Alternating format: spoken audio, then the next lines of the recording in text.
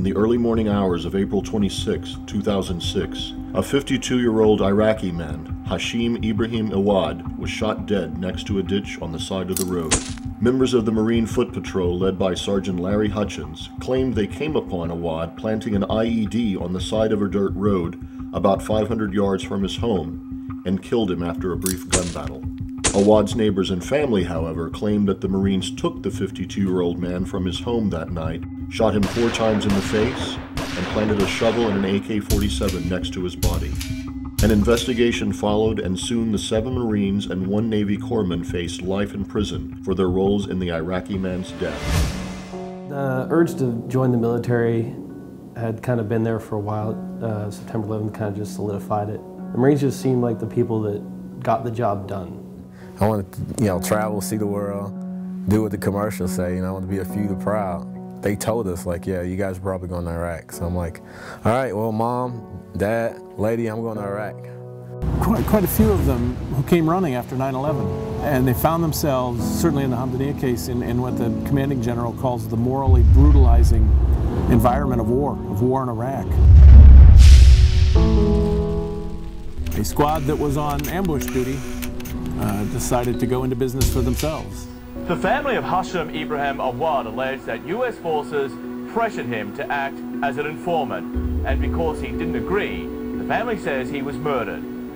My goal in life at that point was to kill as many insurgents as possible before they killed any more of my friends. Personnel on charges of murder. 7 Marines and 1 Navy corpsman have been charged with offenses including kidnapping, murder, and conspiracy. I hate to think about the bad call you're going to get that your son or daughter was killed, not that he's been arrested for doing his job. When I got a call, it was a collect call from the brig, and he was in chains. And I just broke down. It struck me as all good families who sent their sons away. And we're proud of them. We're scared to death when the sons went away. We're proud of them. And we're stunned as they saw that suddenly their government, their Marine Corps, had turned against them. The government was under intense scrutiny by the public, wondering what the hell was going on over there. Why weren't we doing anything about it? And then there we were on a silver platter. It looked like an open and shut case. The government could hang us out to dry and just show the world that, look, we aren't afraid to prosecute our own. There's just such a difference between the rules on the ground and the rules in the air.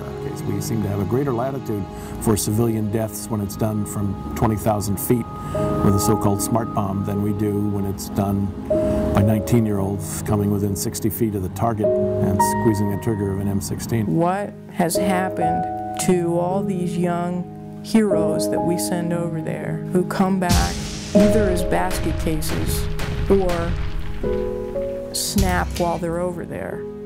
These kids are trained to kill. They're sent over there to kill people and to end the war. That's what they're sent there for.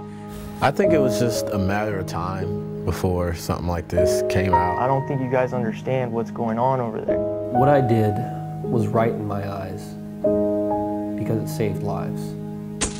This is a war. This is a war. What I did was wrong by the letter of the law. I knew this and I accepted that. صراحة أنا أعرف شنو مصيرنا ليش إحنا متبهدلين هيجي أبويا راس الخيمة مالتنا.